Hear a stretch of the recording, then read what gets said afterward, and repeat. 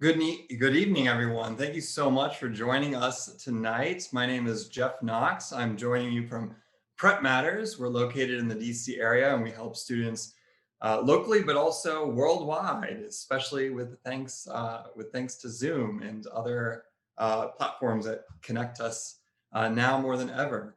Uh, we are here tonight to talk about high school course selection. We're going to go through the ins and outs and how you can make decisions. If you're a student joining us tonight, how you can make decisions for yourself, or if you're a parent, how you can think about how you might help guide your students as they navigate freshman, sophomore, junior, senior year in high school. If you have any questions about tonight or anything else that might be on your mind, we provide a number of webinars on various topics throughout the year. You can contact us. Our contact information is at the bottom of the screen. We've got phone, email, Twitter. You can also reach out to me directly. My email is jknox@prepmatters.com. And if you're on Twitter and if you would like to stay up to date with what I learn about college admissions and high school planning, you can follow me at Knox on Wood. Just note that all of those O's are actually zeros because someone took Knox on Wood before I could grab it. And with that, I'm going to move forward with the presentation tonight on high school course selection. If you would like me to address a question in real time, then you are free to use the Q&A feature that you have available to you. And if someone asks a question that you really want answered, you can upvote that question and it'll bring it to my attention a little bit sooner than the other questions. And you can input those questions at any point. And depending on where I am in the presentation, I might answer them when they come in, or we will have time at the end to address any questions that remain. So let's move forward and give an overview of what we're going to cover tonight. We're going to talk about the concept of having an academic and or professional direction. Another way of thinking about that concept is, do I need to know what I want to study in college before I go to college? We're going to talk about how to make course selection decisions in regards to time management and how to balance between rigor, which we all want. We want to be challenged academically and in other areas, and not sacrificing things like academic performance, or more importantly, sanity and sleep and family time and things that we've all grown to appreciate more than perhaps ever before. We're also going to talk about just the various options that you have out there, the curricular options. Depending on what high school you go to, you might have some opportunities that you can take advantage of, and we'll talk about how you can decide whether to take advantage of those opportunities and when to take advantage of those opportunities. And every high school is different. What might be true at a high school that's just down the street might not be true for you. So distinctive school culture can play a factor here. Not just the school culture, but what you know about teachers who happen to teach a particular class. And then throughout the webinar tonight, here and there, I'll probably be referring to changes that have resulted from the pandemic. We're all optimistic that the changes that we have experienced recently are not going to be factors in the near future. We want fall to look normal, like we all remember, and who knows, but we all need to, we've all learned how to roll with the punches and adapt and pivot as we need to, and we might need to do that for a little bit longer. If you've been to our town halls before, then you recognize this slide. This is one of my favorite slides. It is brought to us by the National Association of College Admissions Counseling, and this is the governing body that helps school-based college counselors, independent counselors like myself, and college admissions officials make decisions. They provide us with guidelines and data and information to help us make this college admissions machine continue to work as smoothly as possible. And the National Association of College Admissions Counseling comes out with an academic journal, and once a year, the edition for that journal is the State of College Admission. I actually wrote them today because the 2020 edition is a little late. Usually it comes out in November, but I imagine 2020 has been a wackadoodle year for everyone, and perhaps they have a lot of data information to compile and analyze before they produce the latest version. But what we have available still is the 2019 State of College Admission edition. And in there, you can see the strength of curriculum is the third most important factor in a college admissions decision. And perhaps that's going to stay the same. I think that the rigor of your coursework will always be an important factor. The other things have changed depending on the school, the college. Standardized testing has changed. The subjective narrative pieces like the college essay and letters of recommendation maybe have become more powerful in the wake of the pandemic, but the classes you choose to take on are likely to stay as a priority for admissions officers as they're trying to make a decision. And you can see that more than 80% of college admissions offices across the land place considerable or at least moderate importance on the rigor of your course selection. So this is an important thing to think about.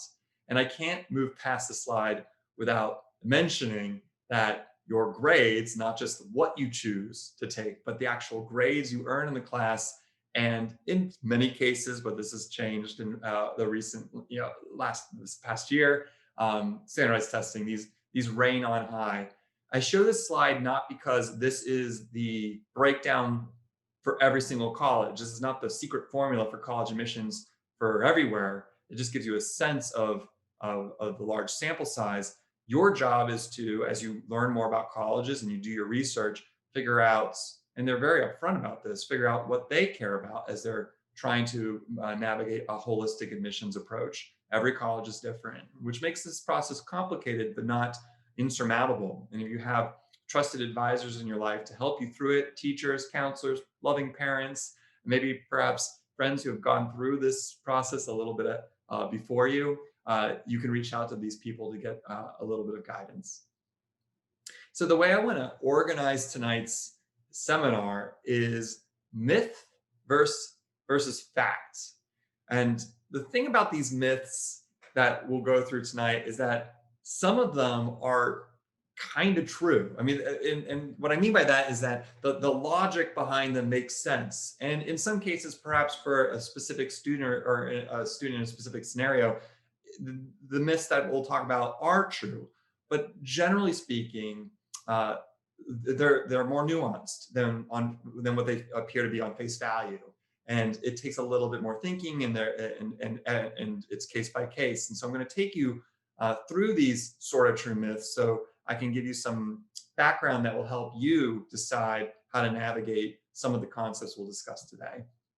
So the first sort of true myth that I want to talk about is I need to know what I want to study, excuse the typo there, what I want to study in college so I can indicate my major in the application. This is a really common concern that students and oftentimes parents have when they come to me for advice on college admissions. Well, I need to tell them, am I going to be an English major? Am I going to be an engineering student? Am I going to study math or bio or chemistry? And it is true that showing a sense of direction academically, and by that I mean showing that you have reflected on this question, that you've thought about this question, that perhaps you've even executed some action around this question, that is valuable. I'd much rather a student say, I'm undecided. I don't know what I want to study when I go to college, but I've done some thinking and I've tried some things out. And through my coursework, through some opportunities in the summer, through some of my extracurriculars, internships, informational interviews with people in the field that I think I might want to study one day, I know a little bit more about what I might want to do, and I know a little bit more about what I don't want to do. That is as valuable as the students, the rare student, who knows exactly what they want to do and they happen to be right. And that's really rare. Most students are going to experience a lot of transition and change and pivoting when it comes to major selection when they get to college. You have, generally speaking, the first 2 years of college to decide that. And admissions officers know this. You can come and say, I'm going to be an English major. And then on day one of college, say, haha, I lied, I'm going to be a math major. And you can bounce around in many cases, and everyone's all right with that. Your academic decision is not required, but there are some exceptions. If you are applying to special programs like schools of engineering, nursing, business, well then, yeah, they want to know that you know what you're talking about. If you're applying to a business school, then you are advantaged if you can say, I've taken economics class, I've started my own business, I've I've apprenticed with a local business owner. I mean, the more that you can show that you've exposed yourself to the field to confirm for you that this is the direction you want to do, the better in those situations. Another exception is if you're applying abroad. We're the only higher education system in the country, or rather in the world, that I know of that that encourages bouncing around different majors for the first year and for the first 2 years. Everywhere else in the world, so far I can tell, and if you know otherwise, please put in the Q&A. They want to know what you are going to study, and they want to know that you're right. And that, if you're interested in applying to colleges and universities in the United Kingdom, for example, the application is very straightforward. The essay only asks you what do you want to study, and how do you know you want to study that, and that's just a cultural difference that you'll notice here in the United States. So no, you don't need to have the answer, but do some thinking and do some action around that question to get you closer to that understanding, and then be able to articulate in your application, in an interview, what you've done to get yourself closer to an understanding of how you think about this question. Here's another sort of true myth. You should choose the hardest classes in your high school, the hardest classes that are available, and you need to get perfect grades by any means necessary. And this is probably more common than the previous one. And probably the first half of this myth is what students obsess about the most, in my experience, is that, well, I've got to take this AP class, I've got to take this number of APs, I've got to take this certain schedule of coursework because that's what my friends do, or that's what this one person did who I knew got into this certain school, or whatever. And that's not necessarily true. You want to find a balance between the rigor that you're able to handle appropriately and still perform at a level that you expect from yourself. And everyone might have different standards. I don't expect every student I work with to only get straight A's. There are some students who sign up for coursework, and when they get their grade and they look back on how they handled that class, they are proud of how they handled that class. They wouldn't have changed anything that they did to handle that class. And whatever the grade turns out to be, it's important but kind of irrelevant at the same time. Because when I talk to students about grades, I really focus on the process rather than the results. I mean, the results, of course, are important. We want to see what the grades are in the transcript, but the only way you get there is by asking yourself, how am I navigating this class? How am I navigating my relationship with the teacher? And then what the results will be. One of my favorite phrases is, we plan plans, not results. So let's dig into this idea a little bit more. And there's this concept, if you're an educator out there, maybe you've heard of this. It's called the zone of proximal development, which is just a fancy way of saying the sweet spots. You're challenged, but you're not overwhelmed. You're not overburdened, but you're not just coasting by. You're in this kind of sweet spot where you're invigorated, you're running, you're energized, you have to work hard, but you're not going to collapse. And that's the line that you're trying to balance on. And another way to think about the zone of proximal development might be familiar to you in this question that I get all the time. And maybe you have asked it yourself. What's better, getting an A in an honors course or a B in an AP course? And for those of you who aren't familiar with AP courses, these are college level courses that are offered at high schools. Honors courses are also rigorous courses, but generally speaking, AP courses will be considered more rigorous than honors courses, depending on the teacher, depending on the school, but generally that's true.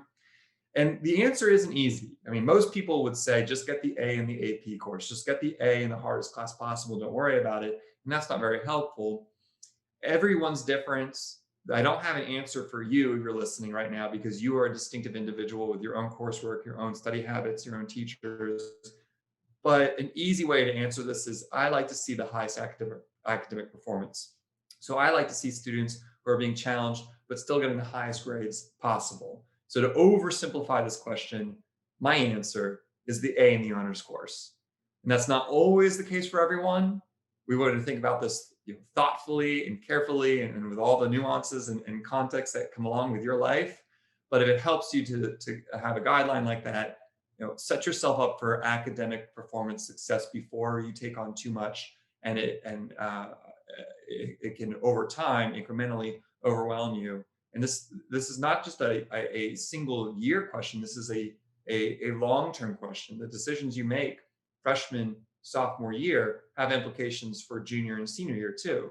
So we want to kind of map out, the decisions you make for freshman year, what options does that open up for the future years? And then every year as you move forward, continue to think what remains available to me as I continue my high school curriculum. And if you don't believe me, let me go back to that question. If you're like, wait a minute, I know I heard from someone that you just need to take as many APs as possible because you don't have a certain number of APs, you're out of the running for some schools. If you don't believe that, then let me show you this study. This is also brought to us by the National Association of College Admissions Counseling, but UNC in Chapel Hill. This is a very prestigious, well-known public university in North Carolina. And they helped answer this question with a study that they conducted themselves.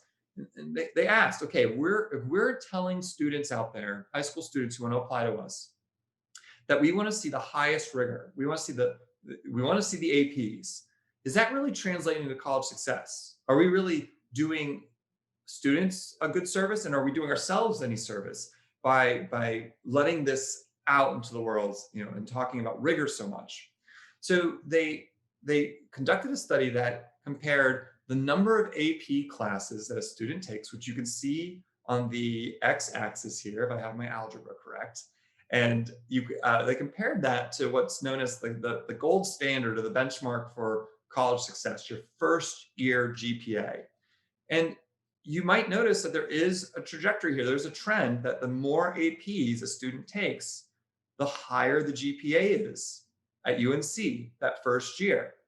But then you might notice that there is a plateau shortly after, and it hits around five APs. The conclusion is not, therefore, 5 APs is the magic number. If you can hit 5 APs, then UNC is going to take you, and other colleges rather are going to think that you've taken the appropriately rigorous coursework. That's not the conclusion. The conclusion actually is here. The results suggest that our students need to take some college level courses in high school to prepare themselves. But beyond a certain point, there's no additional benefit in terms of GPA. So when you look at this graph again, the way I interpret it is that it's not how many AP classes you take, or in your high school, whatever the rigorous level of classes, but it's which and why. Being thoughtful about, okay, if I'm going to push myself in some areas and hold myself back in others, am I really thinking carefully about how I do that, so that I'm creating momentum in the academic direction that is most meaningful to me, and also moving forward in the other subjects that perhaps are important to me but not as meaningful, but I know I got to deal with them anyway. So it's not the number, it's the reasoning, the logic behind it. And I also like to note that I always notice this little dip after 9 APs, and then it slowly curls back up when you get to 15 APs. And this, by the way, is APs across your entire high school career, not in a single year. And this is not part of the study. This is just Jeff Knox talking. But I wonder if that dip after 9 APs, so the students who are taking 10, 11 APs in their high school, I wonder if that's a result of the kind of student who was incentivized either personally or by external factors to overextend themselves. And they've created a habit in their life to take on too much. And they continued that habit into college. So when they got to college, they took on maybe too rigorous coursework their first semester. They signed up for too many clubs their first semester. And as a result, being overextended, jack of all trades, master of none, the GPA their first year in college is a little lower than it would have been otherwise. If they had been a little bit more thoughtful, they've held back, a little bit more selective about how they spend their time and energy. I like to think that's true, not because not because of these poor kids who had lower GPAs than they would have otherwise, but it just nicely aligns with my style of guidance, which I've just described with this study. So here's another sort of true myth: students who go to a better high school have a better chance of admission. I remember I was in a public school in Virginia, and we had rival high schools. And some of the high schools nearby were seen as smarter or harder. Some of the high schools nearby were seen as easier. And we were always wondering, are we going to be compared against each other? And is that fair? And some of you might go to private schools, even some fancy schmancy private schools. And does the name brand have any impact on how an admissions officer would view you? Well, in the spirit of a sort of true myth, the reality is that you are going to be considered within the scope of your high school. If you are at a private school in the Washington, D.C. area, or I can see that some of us are joining us from elsewhere in the country, you are not compared against other students at a different private school. If you're in Fairfax County, nearby DC, I live in DC, so right next door is Fairfax County, Virginia. You're not compared against all graduating students from Fairfax County. You're compared against those in your graduating class in your school. So I don't want you to fret if you look at your high school curriculum and you see that your school doesn't offer as many APs, or your school doesn't offer the IB program, or your school offers a lot of APs. It's not school versus school. It's within the context of your own high school.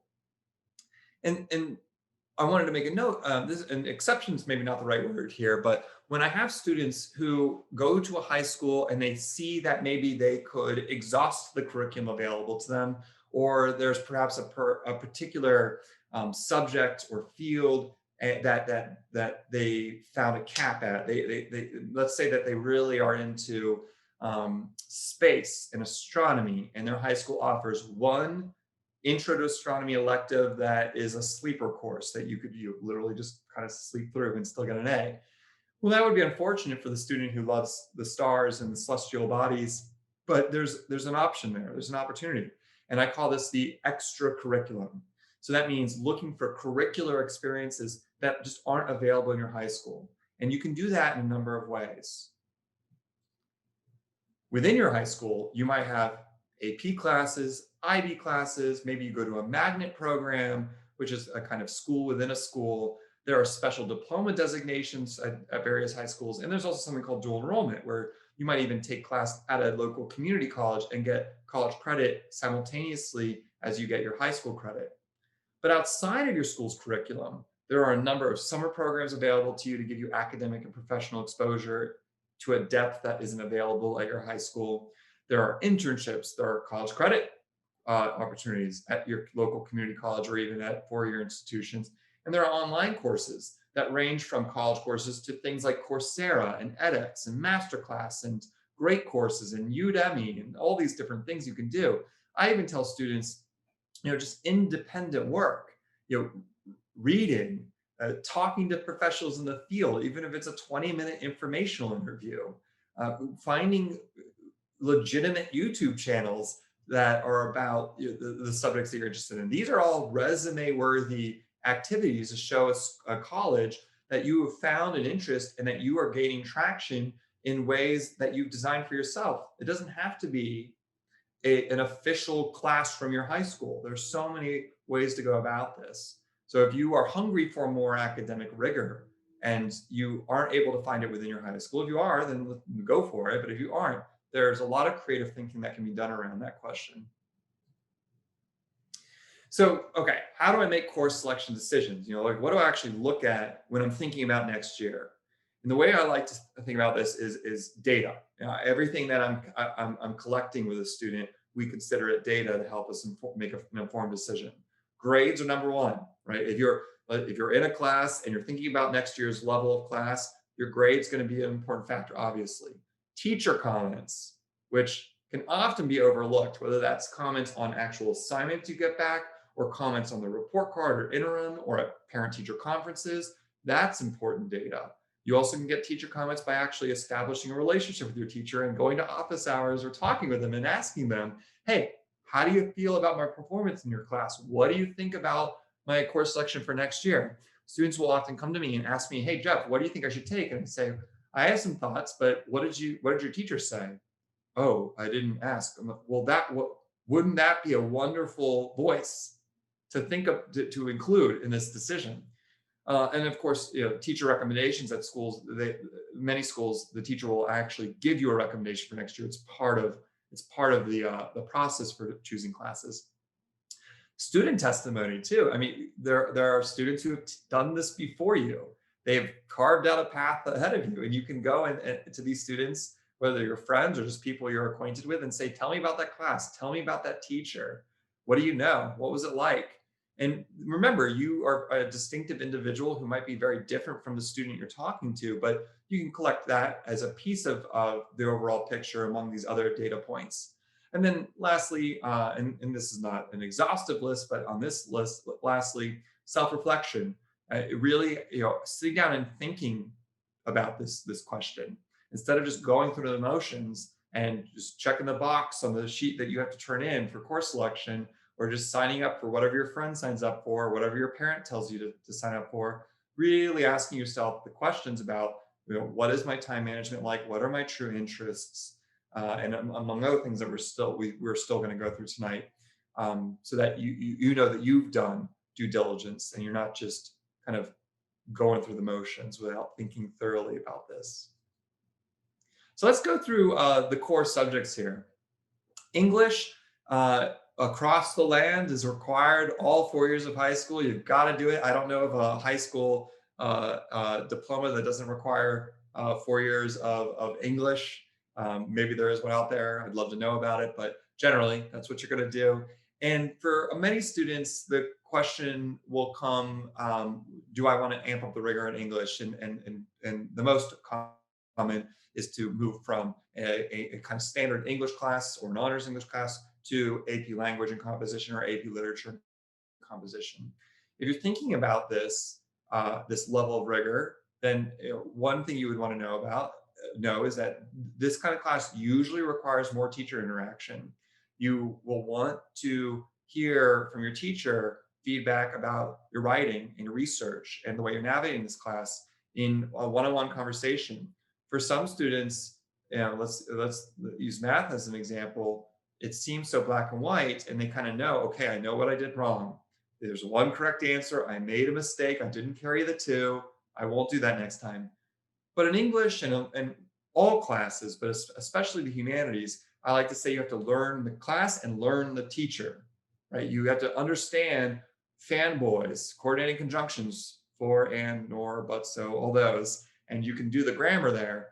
But your English teacher might have specific things that they like to see, specific ways they want things done, and they may, whether that's fair or unfair, these things might impact your grade. So as you're trying to learn the class, you're learning the teacher, and the best way to do that is through interacting with the teacher and asking the teacher, how you're doing, getting feedback on particular assignments, asking them ahead of time before you get their grade back. This is the direction I'm going with this paper. Am I heading in the right direction? This is true for all classes, but especially humanities. And of course, the more rigorous English classes are going to take a lot of time outside of class with reading and writing. English, I mean, all classes are important, but in particular, I've found that colleges care deeply about the rigor of your English, because writing in particular is a skill that it's important in any field you want to study, and it's been taught inconsistently across the nation. There are unfortunately a lot of students who are getting really great grades in English, but they don't know how to write. And they go to college, and they might go to a very selective, prestigious college, but then they end up seeing that they're not prepared for the writing demands of a college level class, and they have to take remedial writing courses, or they just don't perform well. So students who can show that they value writing in particular, that can go a long way to a college admissions officer. When I think about math, I think about the terminal math is the way I put it. So what is the most rigorous math that you are going to have taken by the time you graduate? And for some students, that terminal math comes junior year. It doesn't necessarily come senior year. The most common question that I see is a student who's trying to decide between calculus, some level of calculus, whether it's calculus with applications or AP Calc AB or AP Calc BC, or saying, you know what, I did pre-calc. I'm not trying to be a mathematician. I'm not trying to go into engineering or computer science.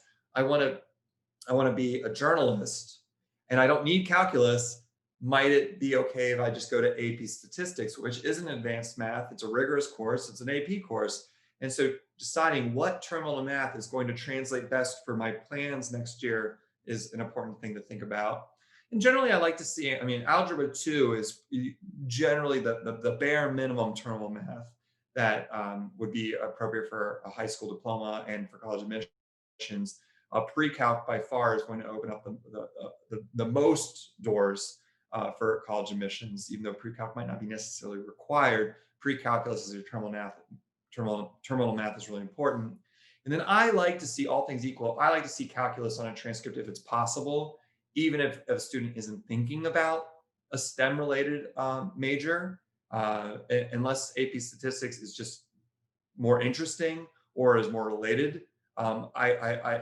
My experience is that having calculus can position students well in college, because a lot of times they also can, if they don't want to continue the math track in college, they might even be able to place out of math if they've taken calculus. But it's case by case. Don't take that comment as the truth for you. For math, if you're taking rigorous math, it's practice, practice, practice. I remember I was in college my freshman year, and I was, to my own surprise, placed into a really high level math, and I didn't want to do math really.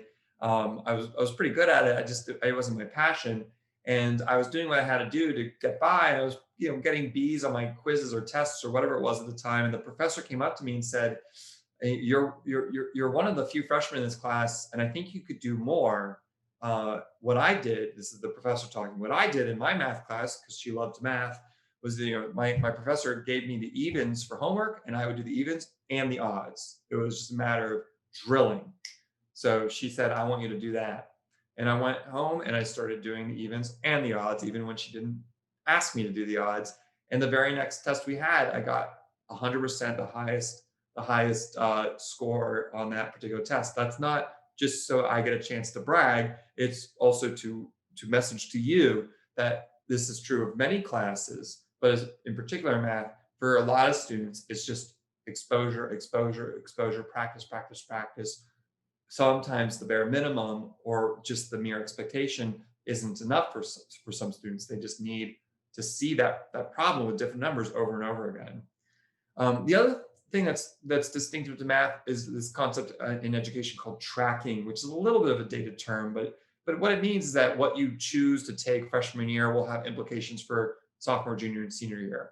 History, not so much. You can take AP US history one year and then do honors world history the next, or vice versa. You can do honors US history and decide to go to AP world history the next year. You don't necessarily need what you learn in honors history in US history to do well in world history. They're distinctive. But the foundation that you're building in math, or incremental growth, as I put in the slide, that will have implications for what's available to you down the road. And we're going to see that a little bit more clearly when I give you some case studies in just a minute. And like English, math is high on the radar for college admissions, no matter what your major is. For some majors, it's more important than others: business, engineering, math, obviously, physics, any kind of math related intended major. Your terminal math and the performance of your math will have a significant bearing on the impression you make in an admissions office.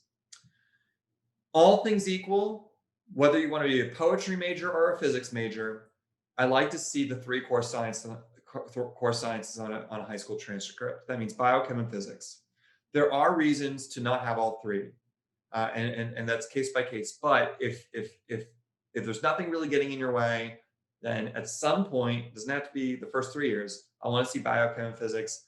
The level of biochem and physics, that depends on who you are, but I just want to see those credits on the transcript. Some of these sciences require a lot of reading, bio, and some of these require a lot of math ability, chem and physics, and that might impact the level you choose for, because you have AP options for a biochem, physics, and environmental science. You also, at your high school, might have a number of elective options. You might have forensics or astronomy, or let me think of another one, anatomy. And so if you are interested in either lightening your science load, because sometimes these electives can be a little lighter, but astronomy is a tricky one. Sometimes astronomy is even harder than a core science, depending on the teacher and depending on the curriculum. Or let's pretend, I was talking to a student earlier today and she wants to be a nutritionist. And so we were looking at electives that, science electives that weren't necessarily a core science like biochem and physics, but they were absolutely related to her interest in nutrition. Well, then that would make a lot of sense and be justifiable to choose over perhaps a physics or to fill an elective on top of a core science that you'd be taking at the same time. History or social studies, US history is required in this country pretty much everywhere. You're going to take it, whether it's freshman year or junior year, and whether it's going to be regular honors or AP. History often requires a lot of participation. So if you're looking for a rigorous history class like AP World, AP Euro, AP Comparative Politics, introverts might have a little tougher time depending on the teacher. It's a combination of American culture and teacher preference, but the ooh kind of student who's willing to debate and take risks and make comments even when they don't know if they're going to be correct or accurate, they're going to have a better time in these classes because a lot of rigorous history and social studies teachers value that kind of participation. And that's also true in English. It also requires critical analysis. This is not the kind of history or social studies where you just memorize dates and names, but you're actually thinking about the implications of how history unfolds, how it impacts today, and how the common beliefs that we have about what's happened in the past may or may not be exactly true. And so it's a lot more complex and complicated than just Columbus sailed the ocean blue in 1492. What did I write here? This has been my experience generally, but if I have a student who is a go-getter and wants a lot of rigor and is perhaps signing up for too many APs, and they know that they're signing up for too many APs, but they just don't know where to cut back, more often, unless it's a history fanatic, history is a place where you'll find the easiest opportunity for breathing room. If there's a student who loves everything and wants high rigor in everything, but it's just a matter of there's only so many hours in the day and you only can be one place at one time, then history might be the safest place to hold back while you're maintaining the utmost rigor in the math and the science and the English. World languages, however, this is a really common question. I want to see 3 years of the same language in the years of high school. So even if you're starting Spanish 3 as a freshman, I still want to see Spanish freshman, sophomore, and junior year. There are exceptions. There are students who have language-based disabilities, and that really precludes them from taking on more than a year or two of language. There are some students who want to double up in AP sciences or double up in other rigorous coursework. And the only way that their schedule can logistically do that is ending a foreign language before junior year. But that's rare. And generally, I want to see that because I know colleges want to see that. And all things equal, if you don't care, if you're like, yeah, I'm happy to take French all 4 years, I don't really mind, it's best to just keep that foreign language throughout all 4 years. But there are lots of exceptions. There are lots of reasons to stop after 3 years. If you are, as an example, you want to study engineering in college and you have an opportunity to take both calculus and stat, or multivariable calculus and linear algebra, you're taking some kind of rigorous course that's in line with your academic narrative that can't be fit into your schedule unless you drop something like your foreign language, that would be very reasonable, and there's really no college admissions office that would be upset with you about that, especially if it was supported by your high school college counselor. And you detail that in your application. There's a section called the additional information section in your application where you can say, I was going to continue French, but I had this opportunity to double up in history, and that's what I wanted to study in college, so I took it. And I don't know of a college admissions office that would hold that against you. There's also something, this is kind of a topic for a different webinar. There's something called subject tests. These are brought to us by the College Board, and they own the SAT and the PSAT and the AP exams, and also these things called subject tests. They're 1 hour long, multiple choice tests in various subjects, and foreign languages are among them. You can take a subject test in Chinese, in French, occasionally Italian, Spanish. And if you've done well enough in your first 3 years of your foreign language, and let's say you're advanced enough that you're already taking AP Spanish in junior year, and you've exhausted the Spanish curriculum, well then yeah, there's no reason to continue Spanish, especially if there is no other Spanish class to take. But if it's just mere electives like Spanish and Spanish film, and you don't feel compelled to take it, that would be a reason that you could stop your foreign language. And you would be in an even better position if perhaps you had an AP score or a subject test in that language, to show that you've got substantial proficiency in that language, and there's really no need for you to have a fourth year, because you can just pick it back up in college, even if you want to. And then there are electives. We talked about the core classes, and now we've got electives to talk about. And the way I think about electives are really twofold. They're either an opportunity for you to build a particular narrative. I was in marching band all 4 years and through college, even though I probably should have stopped before then, because, and this is a topic for another webinar, but I only did marching band for that long because I thought I was supposed to. I really didn't like it that much. And I wish I had stopped, but I didn't think I was allowed to because I thought it would look bad. And now I know as a college admissions advisor that it doesn't look bad if you want to stop doing something because you're just doing it because you think you're supposed to, and it's going to open up more room in your life to do better with your classes, to investigate a new interest that's more authentic. But if you want to build a narrative in art or or chorus, or in engineering electives or computer science electives or just extra science electives, that's a helpful guideline for choosing electives.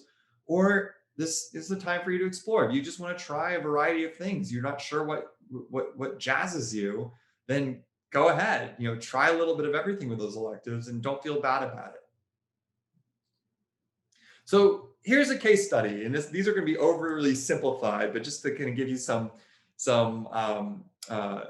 specifics to think about, and then I'm going to go through some of the questions that I'm getting in the Q&A. Let's say that we have this junior, and the junior is in Honors English 11, got an A in it, and knows that she wants to take Honors English 12. I'm going to skip math for a little bit.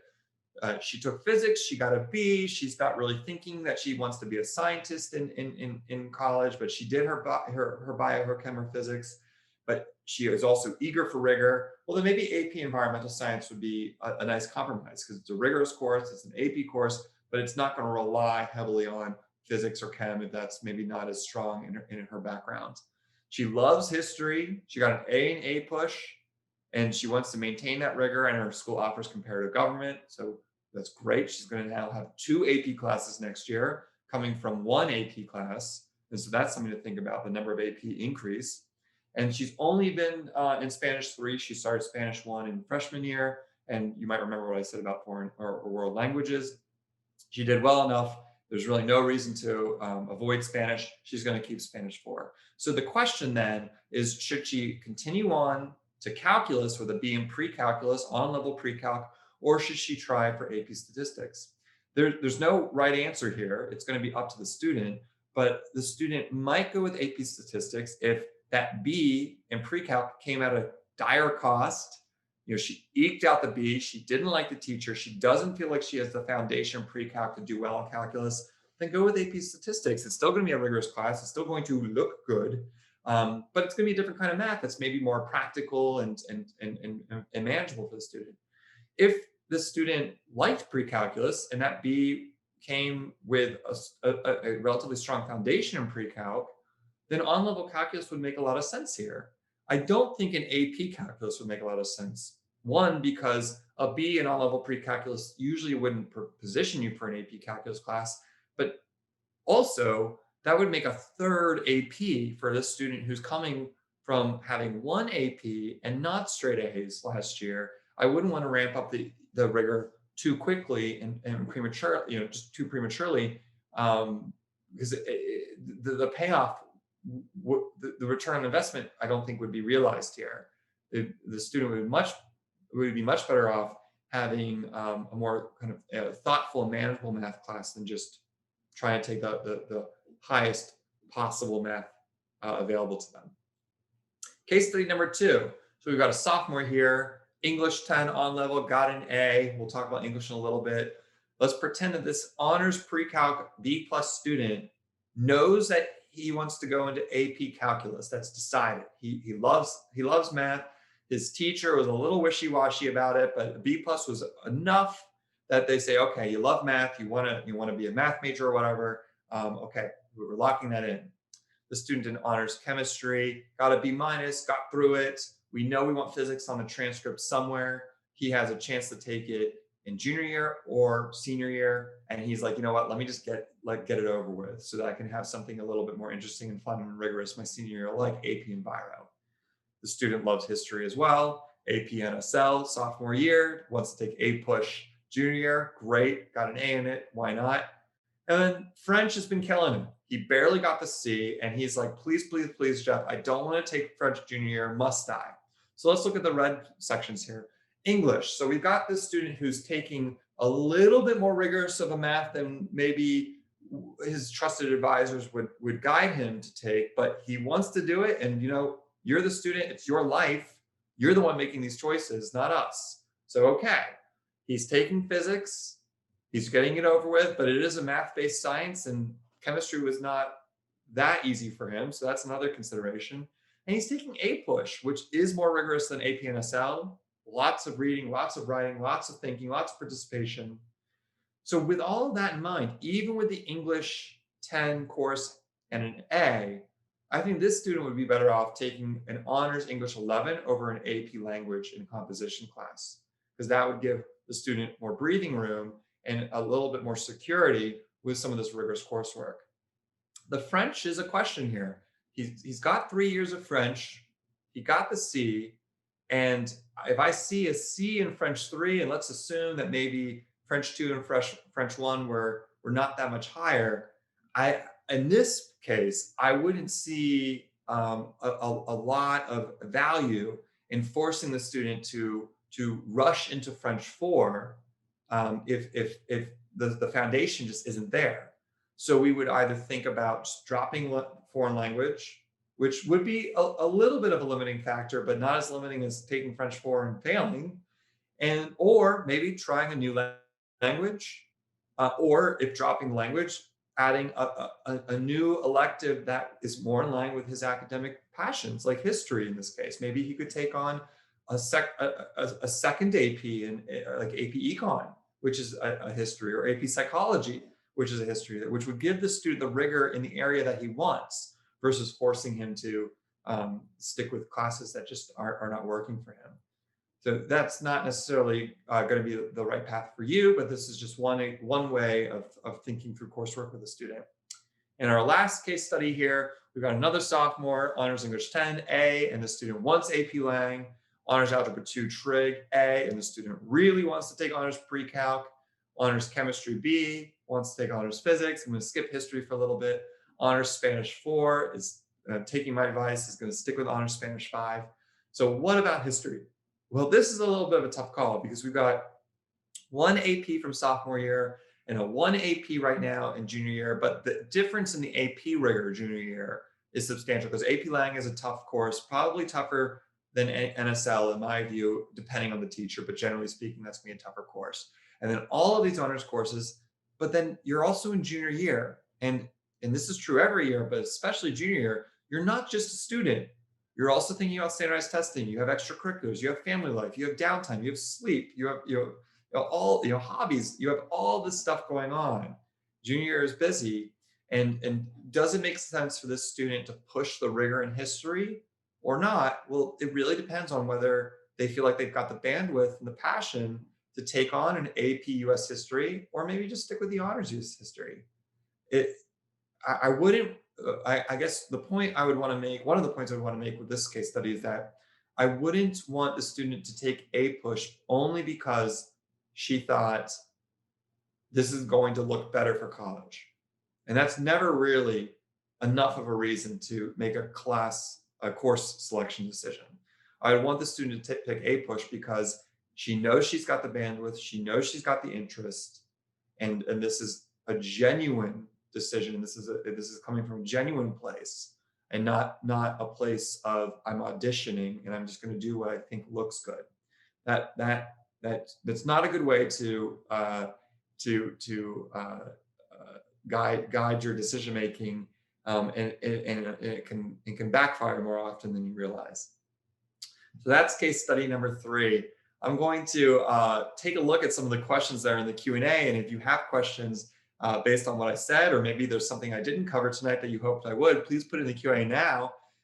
Before I do that, I just want to let you know that our Prep Matters Town Hall webinar series is once a month. It's going to be the second Thursday of every month, so that means February 11th next month. And my colleague, Katie Dunn, is going to be hosting a panel of college admissions officers for you to listen to. She's going to have some great questions. We have a lot to talk about after this. I don't know if you've heard, but this college admissions seniors for our current seniors, this college admissions cycle for our current seniors has been, to use my favorite word again, wackadoodle in some ways. And so it'll be really interesting to hear from our admissions representatives at this point in the year. So I hope you can join us. Same time, same place, but it'll be Thursday, February 11th. Let me take a look. I see the first question here. UK Ireland schools are beginning to Americanize their curriculum. Yes, that's true in some ways, to allow students to explore and to be varied in the first year. Not many, and it is mostly to attract US students. Yes, and they may be in school a little longer. Yeah, so this isn't a question, but a comment, and it's absolutely true. In order to woo American students who don't like the idea of, okay, if I say I'm going to study bio, I have to study bio all 4 years. And if I want to change my mind, they won't let me. Also, I have to start over. They've created these programs that are Americanized and let students explore, not to the extent that an arts and science school at a university or a small liberal arts college would in America, but enough where if you're a science student, you could bounce around bio and chem and physics. But also, I'm a little skeptical of them because I think they are in some ways a marketing ploy, and it's tougher than they make it out to be when you get there. That's just been my experience so far, but I think they are moving in that direction. And I'm still when students ask me about the UK, I'm still a stickler of like, you really do need to know what you're doing if you're going to go in that direction.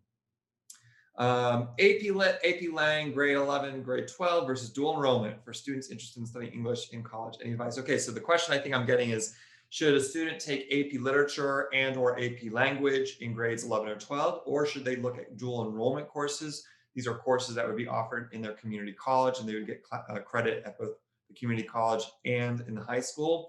There really isn't a clear-cut answer here. It depends. In some situations, the AP curriculum is seen as more rigorous. In some situations, probably less often across the country, the dual enrollment could be seen as more rigorous. It just depends on the actual dual enrollment option. If it's a general writing course at your community college, well, maybe the AP Literature is absolutely more rigorous. But if you're able to take something that's like really niche and sophisticated, and your high school is willing to give you an English credit for it, and it just depends. So I'm sorry I can't give you a clear-cut answer. I'd have to actually look at the course selection.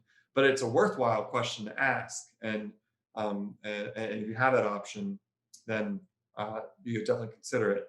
How many dual enrollment classes do you recommend at any one time? I've only seen 1 or 2 classes at one time. Dual enrollment meaning that you are either physically, at least in the before times, physically going to the community college to take the class, or it's online, or they might even have it hosted on your high school campus in a classroom, but it's a dual enrollment course. But 1 or 2 is what I've seen, just because I think it's more like high school policy. There could be high schools out there that are happy for students to take more than that, but then you would have to just be careful about the requirements that you need to graduate. But that's generally what I've seen. I think that would be fine. I don't think more is always better in that circumstance. Another question: what if the AP teacher is more popular and more student friendly than the honors level teacher in English? That's a great question. Sometimes the style and the student popular vote is so influential in the decision. That's so true. So there's a school nearby me where AP World is anecdotally viewed as the hardest class in that school, mostly because of the teacher. So you could take multivariable calculus and still AP World is harder. or you could take AP Euro, or AP Comparative Politics, or whatever. But that is harder. And I believe in, in the scenario that's illustrated here, that could be true for an honors class or even a non-honors class. I mean, learning the teacher is really important. And so doing your reconnaissance work and asking former students, current students, talking to the teacher, him or herself, and talking to her colleagues, I think is really important too, and getting a sense and then having to make a call on that. And that can be hard for students because they're trying to make a decision based on what other people are telling them about their experience. And so that's just one factor in a number of factors. And I also remind students that it's often the case that you can sign up for a class, take a week of it, or maybe even two, and then if you're like, oh my gosh, what did I do? You can make changes even in the beginning of, once you're in the class in the beginning of the year. That's not ideal. It can be logistically difficult. Sometimes it's not an option. But if a student's really on the fence, I think it's often, at least in my area, it's a lot easier to quote unquote move down than it is to move up. So I tend to err on that side if it's really close. Can you discuss AP World versus AP Econ in addition to AP Comparative Politics for a sophomore who took A push and likes history? So yeah, so if we have a sophomore who took A push, did well, likes history, I would expect that student probably to continue the rigor in histories. Generally for the histories, I like to see US history you have to have. I like to see world history somewhere in the transcript. That's often required. And what's not always required, but really should be, and I like to see, because I know colleges like to see, is some kind of government class. It's not always the case. You can absolutely go through all of high school, not take a government class. I did that. But if all things equal, I want to see those 3 history courses. Econ, psychology, a few other classes, they are actually history credits. So they're important classes. If you want to go into business or econ, then it would be a smart move to take econ. In the state of Virginia, there's a personal finance requirement that would be fulfilled by AP Econ. So you can kill 2 birds with 1 stone by taking AP Econ. You've got like an AP history, and you don't have to take a personal finance elective. That would be a reason to do it. But if a student really loves history and took A push, I would probably expect to see AP World before thinking about AP Econ, unless business were in the mix, or there was just an authentic interest in econ, and a student had no intention of studying econ or business in college. I do like a student's genuine interest to drive the decision, even if it's just an interest for fun. Comparative politics isn't offered everywhere, but that would be up there with AP World. I think that would be a great addition. And when I said government, politics would be a part of that, a government or politics class in addition to world and US history. I finished honors bio, honors chem, and I'm taking environmental science right now. Is there any need for physics? In my view, yes, I want to see physics, unless you know it's going to backfire, you know you're not going to get a good grade, or it would be torture to put your sanity at risk. I would like to see physics, even if it's the lowest physics level available. I like to see the physics credit. There are exceptions. If you're going to be an art major, or not even a major, but maybe art's really important to you, and you're in studio art and you want to take AP art history, and the only way you can do that is by doubling up in art, and that would create, AP art history is a rigorous course, and that creates enough rigor that physics puts your academic performance at peril. Well, then maybe taking a forensics or an astronomy or marine biology or instead of physics would be okay. But all things equal, I like to see physics on the transcript. Are you in trouble if your school is phasing out offering very few APs? No, you're not in trouble, because you're only compared within the context of your school. If your school offers 0 APs, 2 APs, 20 APs, it's only what you are able to do within your school. But remember my comment about the extra curriculum. Maybe there are things you can do to challenge yourself outside of high school. Perhaps you have to wait until the summer when you have more time, but that's a way for you to get more rigor than what maybe your high school's offering.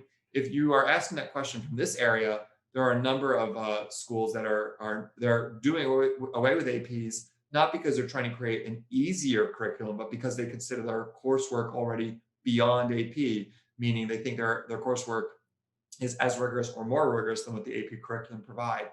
So in those cases, not having APs is no, definitely not a problem, because your college counselor will send along with the transcript what's called a school profile, which will explain the course availability at the high school, and so they'll understand very easily that your school only has this kind of coursework available. We're at time tonight, so if I did not get to your question, and I see there are a number of questions I didn't get to, please reach out to me. You can reach out to my office at edplanning@prepmatters.com, or again, you can reach out to me personally at jknox, that's for Jeff Knox, jknox@prepmatters.com. I'm happy to answer any other questions. Thank you so much for joining us tonight. I hope you found this helpful, and I wish you a safe and happy third quarter or second trimester or whatever you're in right now. And Happy New Year. It's only been 14 days, and it's been a wild or wackadoodle 14 days so far. And that we're all optimistic that 2021 is going to be a great year for everyone. And so off you go. Good night. Thanks again. Bye bye.